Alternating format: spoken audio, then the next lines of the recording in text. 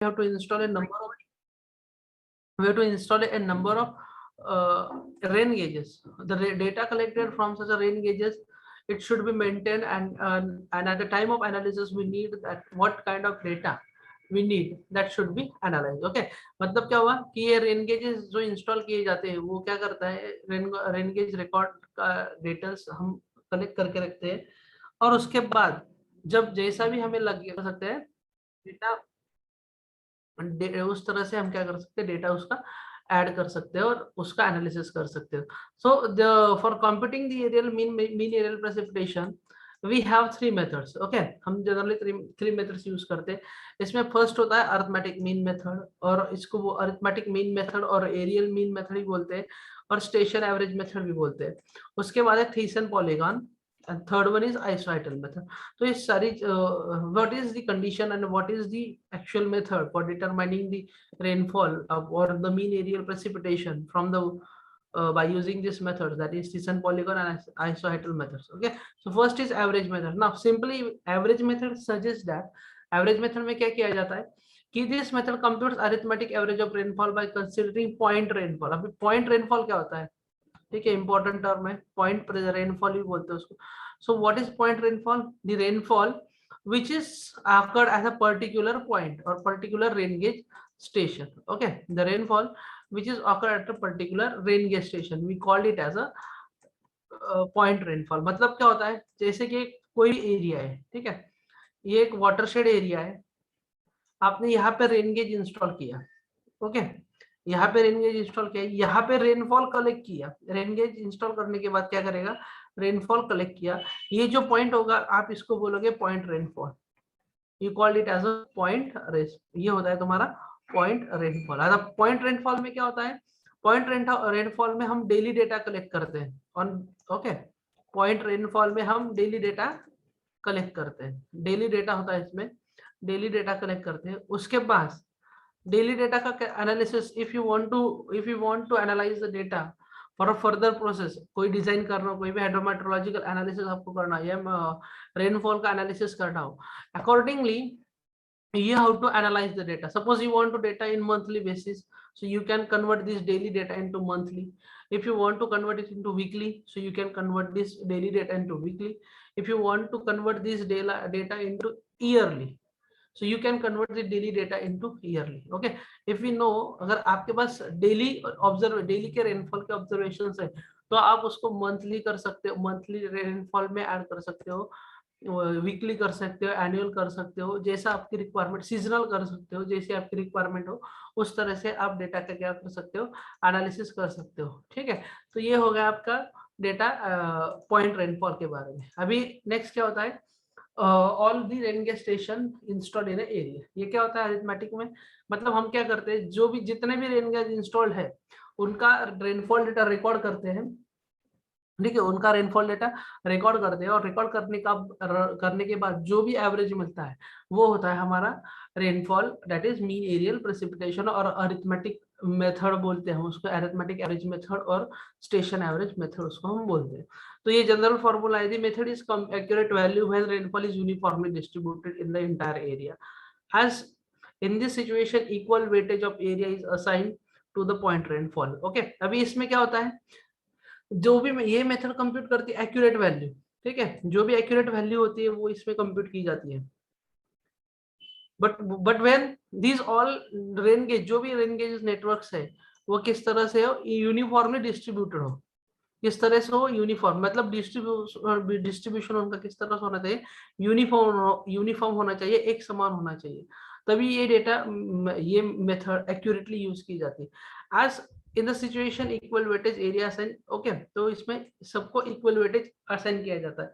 So using this formula, that is P bar is equal to summation of P bar is equal to 1/n into summation of p suffix I as I goes from 1 to n. n means what, number of station. जितने भी station होंगे उसको क्या करना, अपना number of divided by that number. Suppose there are 5 stations in a watershed, so you can 5 rain gauges are installed in a watershed, so you can divide that whole data into 5, so you get the average of that particular watershed, rainfall of that watershed. That is comes under what arithmetic mean method. Here P is the mean rainfall बोला जाता है, P is the point rainfall at individual station I and N is the total number of observation. मतलब कितने observations का आपने data लिया है, ये हो गया तुम्हारा अरिथमेटिक मीन मेथड। इसके बाद देखते हैं हम थिसन पॉलीगॉन मेथड। ठीक है, थिसन पॉलीगॉन मेथड क्या होती है? It is simple, okay, but it is generally adapted when the area ranges from 500 to 5000 kilometer square. ठीक है, जब एरिया की साइज हो और टोपोग्राफी और टोपोग्राफी कैसी होनी चाहिए? फ्लैट होनी चाहिए। ओके, टोपोग्राफी कैसी होनी चाहिए? फ्लैट होनी चाहिए। साइज उसकी रेंज में होनी चाहिए 500 to 5000 kilometer square. Okay, here this map is method computing map, and it is compute weighing the relative area in each of the rain gauge station equipped with the watershed. ठीक है, जितने भी watershed होगा that is equipped with the rain gauges. It follow the concept of rainfall varies by the intensity and duration specially.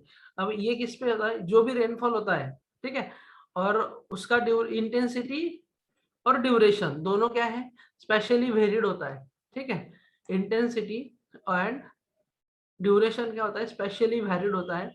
तो ये चीजें ये follow करती है। ठीक है, इसमें क्या अभी अभी क्या स्टेप्स इसमें कंप्यूट करते हैं? आप क्या करो, सिंपली एक मैप ले लो, रेन गेज इंस्टॉल किया है, वाटरशेड एरिया है, उसका मैप ले लो। ओके, जहाँ पे रेन गेज इंस्टॉल किया, अभी ये देखो ये रेड पॉइंट है, ठीक है, ये रेड पॉइंट, ये सारे पॉइंट्स है। तो ये इस तरह से आप क्या करो, एक मैप ले लो। उसके बाद join each station by straight line. इस तरह से क्या करो, ये जो स्टेशन है, जो भी स्टेशन है, ये सब स्टेशन को क्या करो, इस तरह से ज्वाइन कर लो। ठीक है, बाय मार्क स्ट्रेट लाइन, उसको डॉटेड लाइन से आप मार्क कर सकते हो। डॉटेड लाइन से मार्क किया इस तरह से। उसके बाद सेकंड क्या है? Draw a perpendicular bisector of each line. मतलब हर लाइन पे आपको क्या करने का है? परपेंडिकुलर बाइसेक्टर ऐड करना है और परपेंडिकुलर बाइसेक्टर उस पर डालना है। मतलब इस तरह से परपेंडिकुलर बाइसेक्टर आपको इंस्टॉल कर, मतलब ड्रॉ करना है पेपर पे। हाँ, पेपर पे।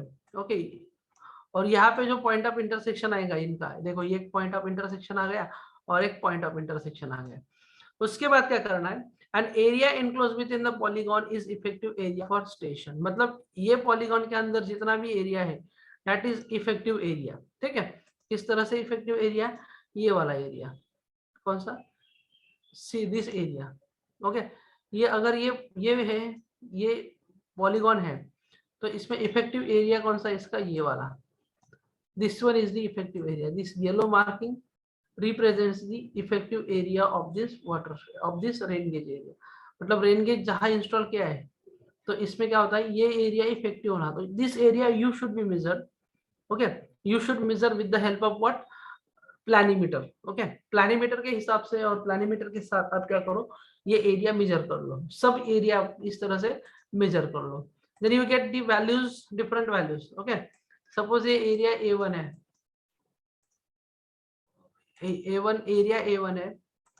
उसके बाद ये A2 एरिया है, ये पूरा A2 है, A3 है, ये this is A4 and this is A5। ठीक है, इस तरह से टोटल एरिया क्या करो आप, प्लानीमीटर के हिसाब से मेजर कर लो। अगर प्लानीमीटर नहीं है तो क्या करो, जो भी ग्राफ हो, तो ग्राफ में क्या होता है? स्क्वायर होता है। ठीक है, तो एक सुटेबल स्केल अज्यूम कर लो, जो भी स्केल होगा, मतलब 1 centimeter square is equal to 1 meter square, ऐसा आप स्केल कंसिडर करके इसमें क्या कर सकते हो?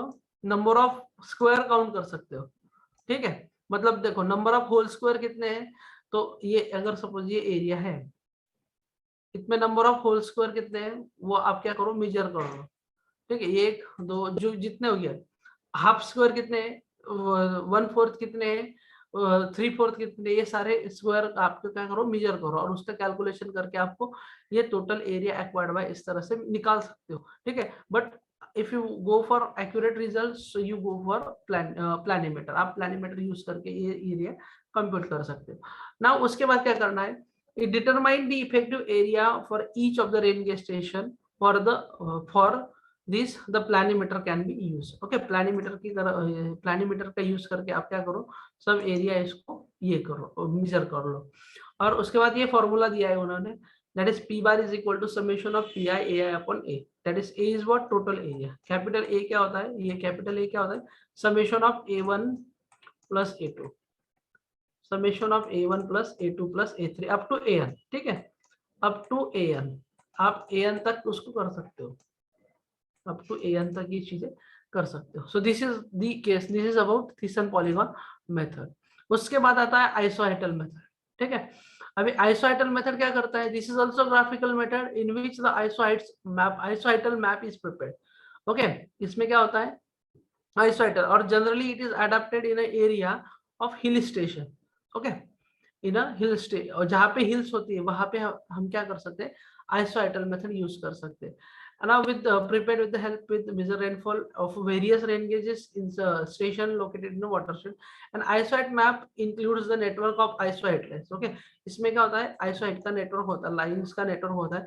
each line represent a fixed value of rainfall depth, okay। मतलब ये जो लाइन रिप्रेजेंट करती है ये फिक्स वैल्यू होती है, मतलब यहाँ इतने, यहाँ पे ये जो रेंज है 6 और 8 में, तो इसमें रेनफॉल की डेप्थ कितनी होगी, इन बिटवीन दिस 6 से 8 के दरमियान ही होगी, मतलब 6.1 टू 7.9 तक इसकी रेनफॉल डेप्थ होगी, और 6 और 8 के बीच में जो भी वैल्यू आएगी उसमें क्या होगा, रेनफॉल डेप्थ होगी, okay. So computation of map under this method is done by using the following. अभी क्या करना है, किस इसका कंप्यूटेशन किस तरह से किया जाता है, देखो अभी select the map of area watershed and map should be scale, मतलब स्केल वाला एक मैप ले लो आइसोहेटल। Draw a isohet map with the help of measure rainfall data for a various rain gauge station installed in a water cell। अभी ये देखो, ये आइसोहेटल map किस तरह से ड्रॉ किया जाता है, जिस तरह से हमने ग्रिड्स प्लॉटिंग किए थे वही टेक्निक यहाँ पे हम यूज करके आइसोहेट इस तरह से हम ड्रॉ कर सकते हैं, ठीक है। इस तरह से हम क्या करते हैं, ड्रॉ कर सकते हैं।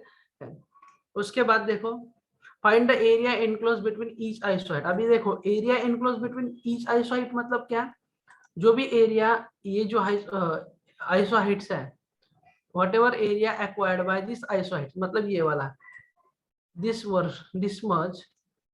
Much area is being enclosed by the these two isoheट्स, ओके। तो ये एरिया आप मेजर कर लो प्लानीमीटर के हिसाब से, प्लानीमीटर यूज किया जाता है ग्राफ पे। ये आपको इतना एरिया इस तरह से मेजर कर लो, उसी तरह से उसी तरह से ये एरिया मेजर करो, ये एरिया मेजर करो, ठीक है। आपको कुछ ना कुछ तो एरिया मिलेगा प्लानीमीटर के हिसाब से। उसके बाद नेक्स्ट स्टेप क्या बोली उन्होंने, that multiply the area enclose between the each isohyet by the average precipitation, ठीक है। अभी ये जो एरिया है, ठीक है, ये एरिया, ये दूसरा area that is we called A2, this is A1, this is A3 and this A4 and this is A5, ठीक है, इसमें A5। तो ये एरिया को हम क्या करेंगे, ये एरिया इसमें कौन सा आइसोहेट है, 6 और 4 का, ठीक है। ये दो आइसोहेट के अंदर इतना एरिया आता है, तो आप सिंपल इसका क्या करो, एवरेज ले लो, ठीक है। सो A1 into here P1 plus P2 divided by 2, ये फॉर्मूला यूज करो, ये होगा एक के लिए। अभी हमें नेक्स्ट एरिया मतलब एरिया 2 के लिए हमें क्या करना है, what we do, we simply go the same method, but here the confusion is there, confusion हो सकता है, तो इसमें क्या करेंगे, हम पहले A2 एरिया ले लेंगे, ठीक है, मल्टीप्लाई बाय, अभी देखो एवरेज किसका लेना है, एवरेज किसका लेना है, P3 P4 का नहीं लेना है, P2 प्लस P3 क्या होगा, P2 plus P3 divided by 2 करो, ये एवरेज लो, इस तरह से सबका एवरेज लो आपको, और टोटल लास्ट में टोटल एरिया से इसे डिवाइड कर दो कैपिटल ए से, तो आपको प्रेसिपिटेशन रेंज मिल जाएगी, ठीक है, आपको मिल जाएगा प्रेसिपिटेशन ऑफ द वाटरशेड। ये हो गया इसका general method. Now here find the sum of the product of area enclosed and average rainfall for a segment of isohyet. Divide the sum of the values by step 5 to the total area of watershed, get map watershed and compute the formula mentioned under। तो ये formula use करके आप क्या कर सकते हो, area compute कर, precipitation compute कर सकते हो, that is P bar is equal to A1 into P1 plus P2 divided by 2 plus A2 into P2 plus P3 divided by 2 plus up to a raised to a suffix n minus 1 into P suffix n minus 1 plus P suffix n divided by 2, ठीक है। तो ये formula use करके हम क्या कर सकते हैं, आइसोहेटल मैप से रेनफॉल डेप्थ कंप्यूट कर सकते हैं, ठीक है। तो ये हो गए तुम्हारे 2 या 3 important things, okay. Have you got this 3 methods ध्यान में आपकी? Yes, sir. ओके, अंडरस्टूड हुआ किस तरह से? अभी इसके बेस हम न्यूमेरिकल सॉल्व करेंगे, ठीक है? सब लोग कैलसी ले लो अपने साथ में, कैलकुलेटर यूज कर सकते हो। तो हम अभी इसके बेस प्रॉब्लम सॉल्व कर लेंगे कि किस तरह से प्रॉब्लम किया जाता है, ठीक है? ये आपको दिया है, determine the mean areal precipitation by using Thiessen polygon method, use the following data. तो ये डेटा दिया हुआ है आपको, तो आप इसका ये डेटा यूज करके इसका मीन एरियल प्रेसिपिटेशन निकालो, ठीक है? 5 मिनट है आपके पास, 5 मिनट में आप ये डेटा निकाल के दो और आंसर बता दो क्या होगा, किस तरह से सॉल्व करेंगे इस तरह की इजी प्रॉब्लम हुए तो।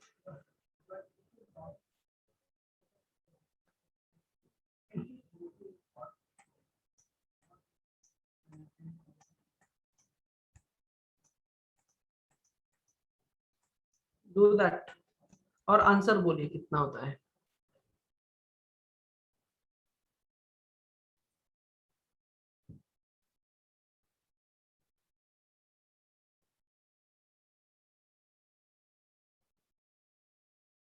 ये तुम्हारा value, this is the value of P, this is the value of p and this is the value of a, and we know the formula, that is p bar is equal to, that is p bar is equal to, here are how many stations are there? 1 2 3 4 5 6, 6 stations are there, okay? 6 stations are there. So what we do, simple p1 a1, okay आप इसको नाम दे सकते हो, यहाँ पे ये a1 है, ये p1 है, ठीक है? ये p2 है, ये p3 है, इस तरह से आप इसको नाम दे सकते हो। ये p4 है, p5 है और ये p6 है। उसके बाद हम देखेंगे ये a1 है, ये a2 है, a3 है, this is a3, a4, this is a5 और दिस इज a6, ठीक है? दिस इज a6, ये हो गए।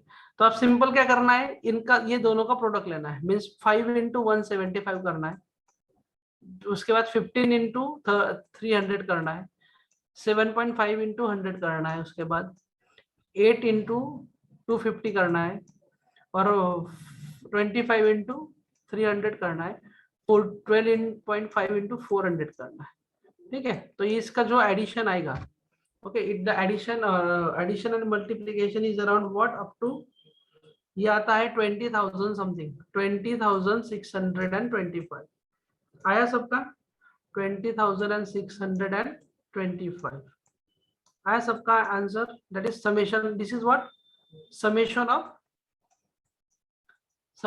PIAI, this is what, summation of PIAI, ये क्या है, summation of PIAI divided by total area. अभी टोटल एरिया कितना हुआ, टोटल एरिया कितना है इसका, ये जो ये टोटल एरिया की वैल्यू मतलब किसका है, किसकी वैल्यू, दिस वैल्यूज,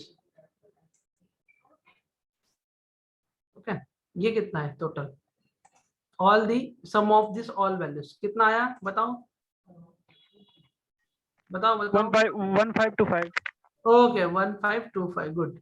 ये टोटल वैल्यूज कितना आया, 1525, ये जो इतना है वो 1525 आया, ठीक है? सो इसको सिंपली कर दो, 1525 से डिवाइड कर दो, you will get answer 13.52 centimetre. Remember that unit is most important, okay, unit is most important, that is 13.52 centimetre इसका आंसर आ गया, ठीक है? इसका आंसर आ गया। अभी ये देखो, इसमें हमारा आंसर सही है या गलत, ये क्रॉस चेक करने के लिए हमें क्या करना पड़ेगा, whatever values of rainfall we have, okay, हमारे पास जो भी वैल्यूज है हम उसको क्या करेंगे, उसको क्रॉस चेक कर लेंगे एक बार, मतलब हमारा जो आंसर आया है वो सही है या नहीं, ये हमें चेक करना है। तो हमारी जो वैल्यूज होगी रेनफॉल की, एवरेज की, वो किसके इक्विवेलेंट होगी और किसके इक्वल में दिखाएगी, इट इज विजिबल और it is somewhat equivalent to this value of P. यहाँ पे पी है, यहाँ पे पी है, 15 है, 13, ये सब इसके रेंज, मतलब this value comes under this values, okay? So the our answer is right, ना हमारा आंसर क्या है, राइट है। ये हो गया आपका थिसन पॉलीगॉन मेथड में। चलो और एक सॉल्व करो आइसोआइट, ये है एवरेज में, एवरेज का एक फॉर्मूला है, एवरेज पे कर दो, ठीक है। अरिथमेटिक मीन मेथड का है, इजी है, इसका आंसर बता दो किस तरह से करोगे अरिथमेटिक मीन मेथड से सॉल्यूशन। 1 मिनट है आपके पास, 1 मिनट में उसका आंसर दे दो क्या है। 38 सेंटीमीटर सर। 38 सेंटीमीटर, ठीक है, आंसर भी आ गया 38 सेंटीमीटर। क्या ठीक है, कैसे किया? 25 plus 35 plus 45 plus 10 plus 75 plus 75 divided by how many? That is equal to 5. Answer is what? 38 centimeter. 38 काट देना। Okay.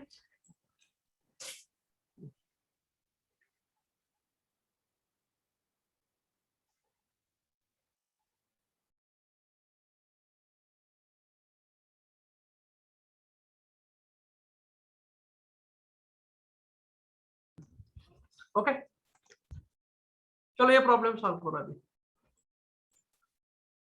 Determine mean areal precipitation by using isohyetal method of the following data, ठीक है। ये डेटा दिया है आपको, ये data दिया है और आपको क्या करना है, इसका मीन आइसोआइटल हाइट निकालना है बाय यूजिंग आइसोआइटल मेथड से, by using isohyetal method.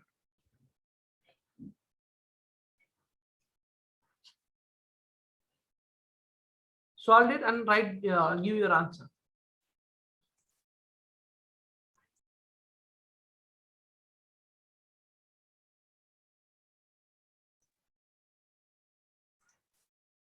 Solve करो और आंसर दो। जिस तरह से आपने थिसन पॉलीगॉन का किया उसी तरह से आपको ये करना है, मीन आइसोआइटल मेथड यूज करके। 9.59 9.59 और एक ही आंसर आया 9.59।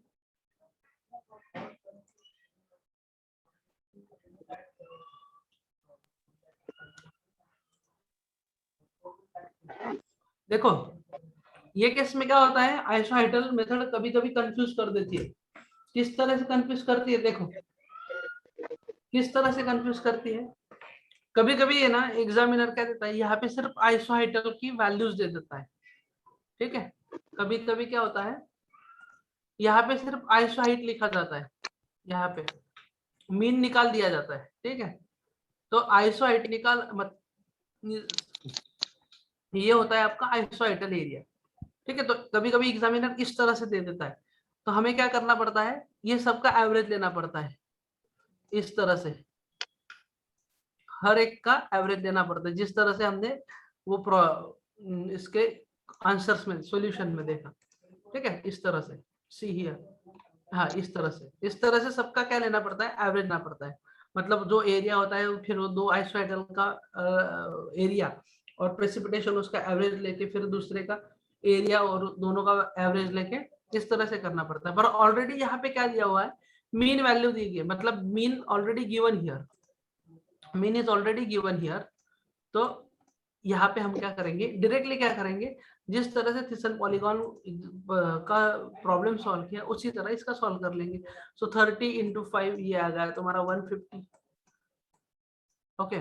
प्लस उसके बाद 150 into 3.5 it is what, somewhat around what, कितना आता है सादा, अप्रोक्सीमेटली ये आता है 3.5 into 3.5 into 5 to 5 5 to 5 5 to 5। और अब दो तीन ही बच्चे आंसर दे रहे हैं, बाकी क्या कर रहे हैं, समझ में आ रहा है नहीं? 337 है क्या? इस तरह से problems are most important,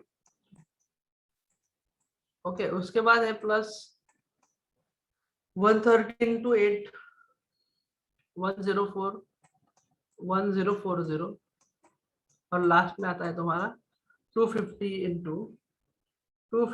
into 15, that is 3750, that is 3750, 3750. Okay, divided by total area. अभी टोटल एरिया कितना होगा ये 30 प्लस 180, 180 प्लस 130, 180 प्लस 130, तो ये 210, 310, 310 प्लस 45, 310 प्लस 45, 355 आ गया.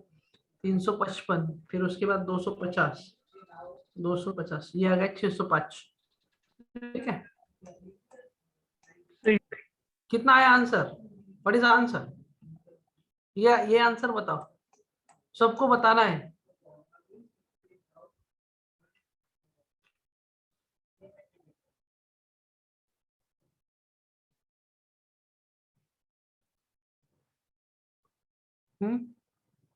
बताओ, सॉल्व किए कि नहीं? अमित, अनिकेत, अनुराग, Narendra Kumar,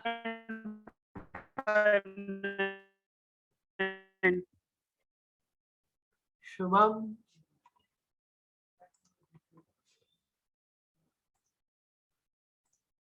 nine 9.58.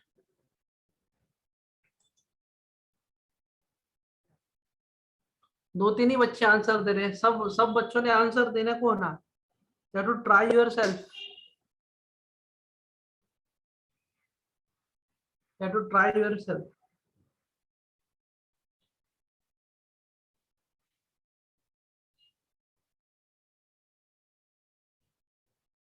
Three 3750 answer कितना आया? ये 58 is equal to what? 5802.5, 02.5 divided by 605, divide by 605, कितना आया? 9.59. 9.5, 5802.5 डिवाइडेड बाय 605, 9.5, राइट. तो आपका आंसर सही है. मतलब ये देखो, मिनिमम वैल्यू क्या है अपनी 3.5, मैक्सिमम वैल्यू कितनी है 15, तो इन दोनों के बीच में आंसर आना चाहिए. तो आपका आंसर क्या है? सही है. Your answer is 9.59 is right.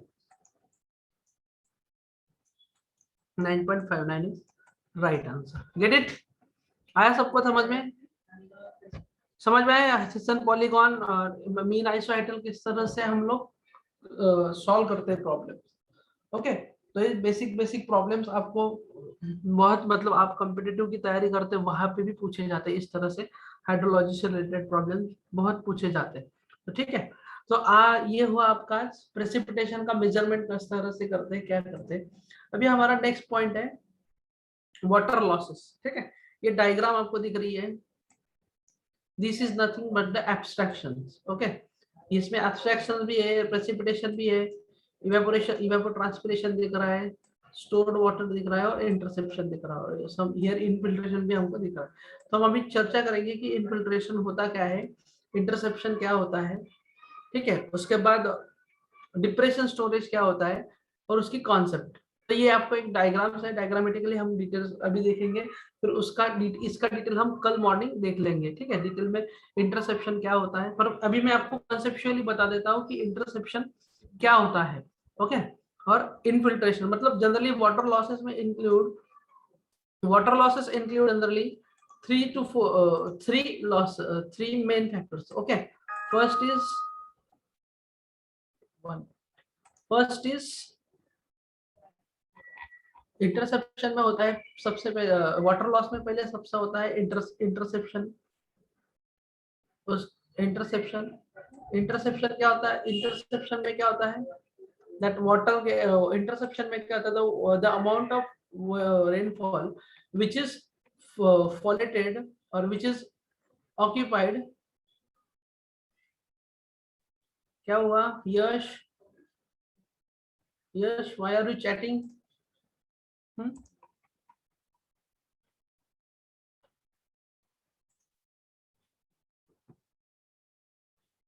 तो अभी वाटर लॉसेस, ठीक है।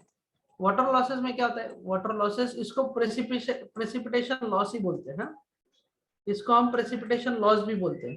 तो जनरली क्या होता है वाटर लॉस में, और इसमें क्या क्या चीजें आती है, इसमें पहले आता है तुम्हारा इंटरसेप्शन, ठीक है, इंटरसेप्शन आता है। उसके बाद आता है डिप्रेशन स्टोरेज, डिप्रेशन स्टोरेज आता है। उसके बाद आता है इवेपोरेशन, इवेपोरेशन। उसके बाद आता है ट्रांसपीरेशन, ओके, ट्रांसपीरेशन। उसके बाद आता है इनफिल्ट्रेशन, इसके बाद आता है इनफिल्ट्रेशन, ओके। तो जब हम हाइड्रोलॉजी पढ़ते हैं, ओके, जब हम हाइड्रोलॉजी पढ़ते हैं तो हमें इंपॉर्टेंट होता है this one, evaporation, transpiration and infiltration, ठीक है। डिप्रेशन स्टोरेज और इंटरसेप्शन का ज्यादा यूज हम नहीं करते, ठीक है। तो ये तीन चीजें जो है important, evaporation, evapotranspiration, evaporation, transpiration and evapotranspiration. अगर आप दोनों इवेपोरेशन, ओके, इवेपोरेशन और ट्रांसपिरेशन दोनों को जोड़ दो इस तरह से, तो क्या मिलेगा आपको, टर्म ईटी मिल जाएगी, दैट इज इवेपो ट्रांसपिरेशन आपको मिल जाएगा, वर्ड ट्रांसपिरेशन इसमें।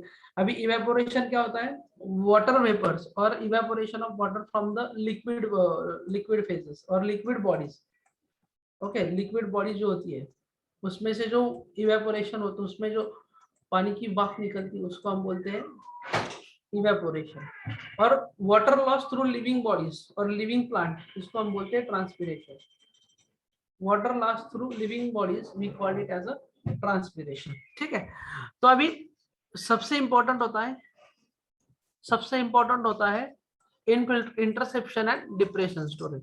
तो यहाँ पे एक डायग्राम आपको दिख रही है, okay, here you find a diagram, here you find some depression storage is there, okay, infiltration भी आपको दिख रहा है, इंटरफ्लो भी आपको दिख रहा है, परकोलेशन भी दिख रहा है, ओके। तो ये सारे क्या होते हैं, ये जो सारा होता है, ये जो नीचे ग्राउंड वाटर टेबल के इस तरह ये जो पोर्शन होता है उसको हम अनसैचुरेटेड जोन बोलता है, और इसको हम बोलते हैं लॉसेस बोलते हैं, ठीक है, इसको हम बोलते हैं लॉसेस बोलते हैं।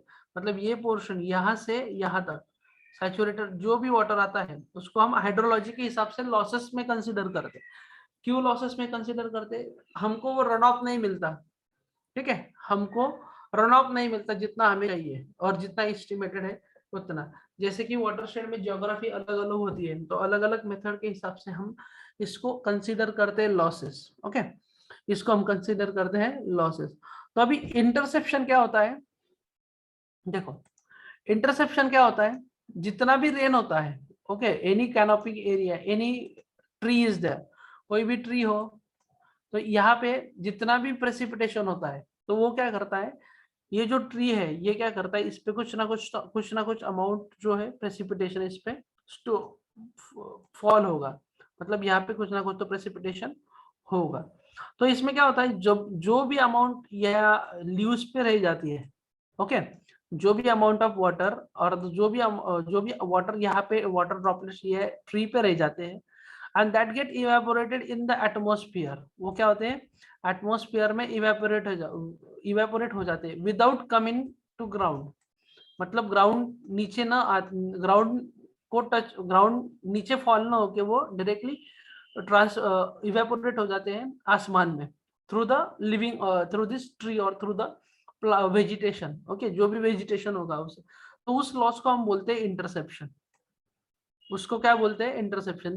देखो आप कभी भी घूमने जाओ या अभी बरसात का मौसम चल रहा है, तो आप देखो कि आपको ये देखने को मिलेगा बाइक होगी या कोई भी ऑब्जेक्ट जो बाहर है और वहां पे रेनफॉल हुआ है तो वो कुछ ना कुछ तो पानी इंटरसेप्ट कर लेता है, और वो पानी क्या होता है ऑटोमेटिकली क्या होता है, इवेपोरेट हो जाता है आपको, okay, that is evaporated into the sky, ये क्या होता है स्काई में इवेपोरेट हो जाता है। So this is nothing but your interception loss, उसे हम बोलते हैं इंटरसेप्शन लॉस। अभी इंटरसेप्शन लॉस किस तरह से मेजर किया जाता है, ठीक है, इंटरसेप्शन लॉस किस तरह से मेजर किया जाता है, तो इसके जनरली दो से तीन मेथड, दो मेथड्स जनरली यूज किए जाते हैं। कि किस तरह से इंटरसेप्शन लॉस जो है मेजर किया जाता है। तो पहली मेथड होती है ट्रफ फॉल बोलते हो, थ्रू फॉल बोलते हैं उसको। ओके, उसको बोलते हैं थ्रू फॉल। अभी देखो थ्रू फॉल किस तरह से किया जाता है। हम क्या करते हैं थ्रू फॉल में, एक जो एरिया होता है, ठीक है, ये जो ट्री है इसके नीचे हम क्या करते हैं, एक पॉट रख देते हैं, एक कंटेनर रख देते हैं इस तरह से बड़ा वाला। Okay, we have to place a container below this tree.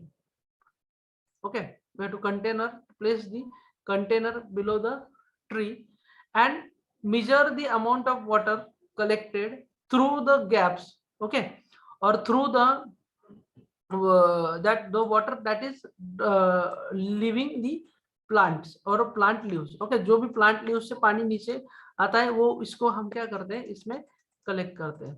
ठीक है, और वो क्या, और यहाँ से हम इसका वॉल्यूम मेजर करके हम बता सकते हैं कि this much amount of volume that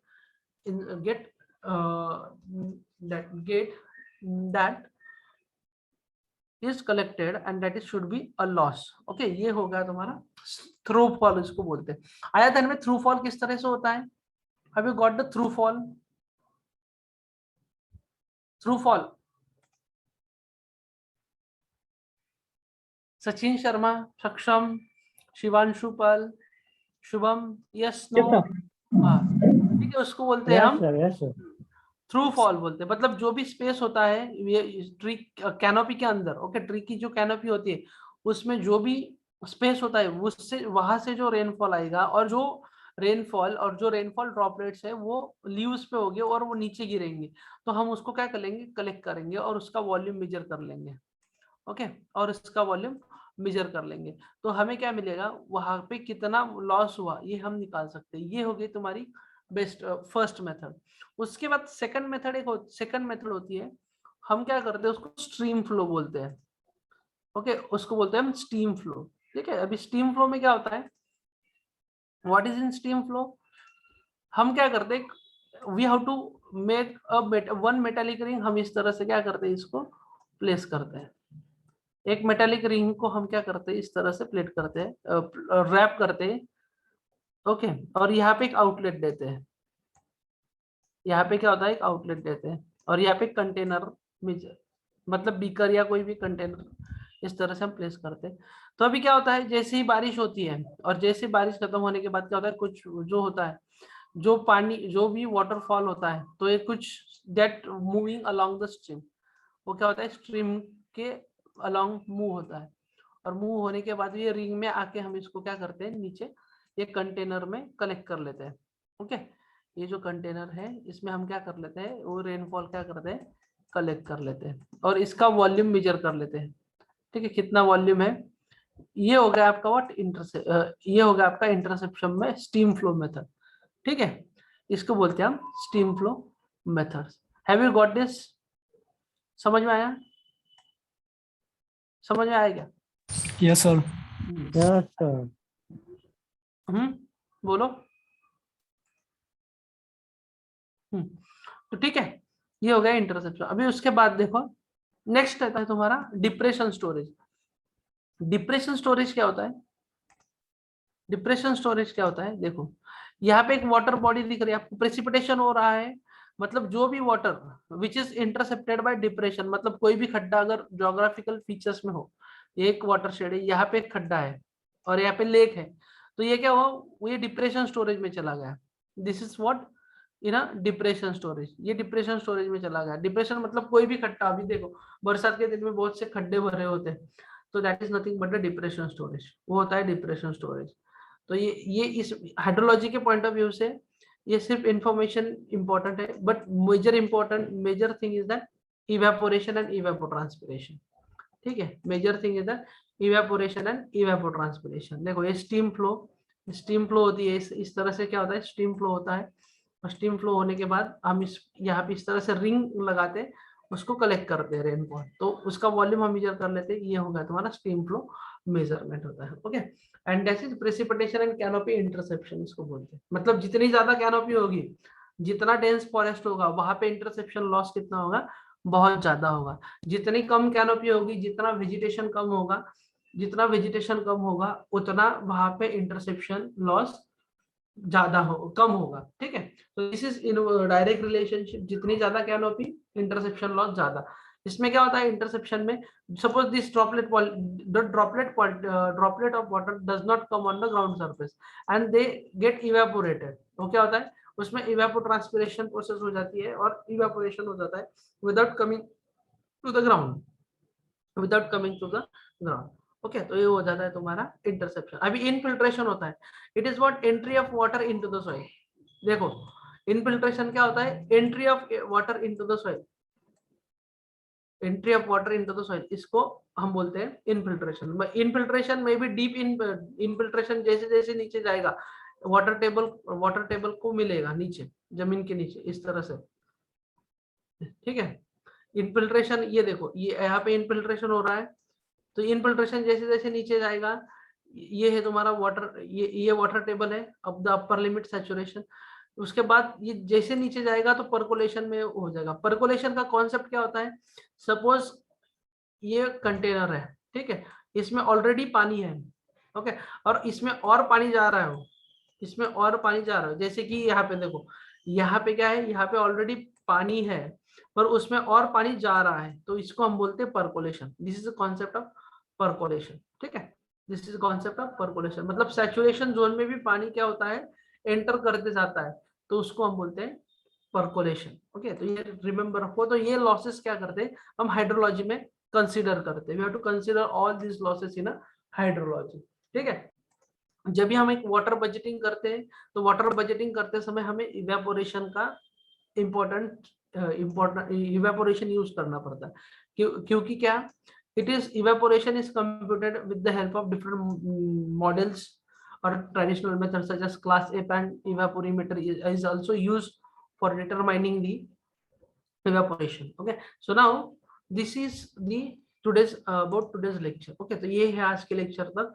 तो कल हम इवेपोरेशन पढ़ेंगे, इवेपोट्रांसपिरेशन के बारे में पढ़ेंगे, और कुछ रेनफॉल इवेंट्स होते हैं और प्रोबेबिलिटी डिस्ट्रीब्यूशन किस तरह से किया जाता है, वो एक टॉपिक हम कल के लेक्चर में कंप्लीट कर लेंगे। तो आज तक ये आपका खत्म हुआ। So if you have any doubts you can ask about it.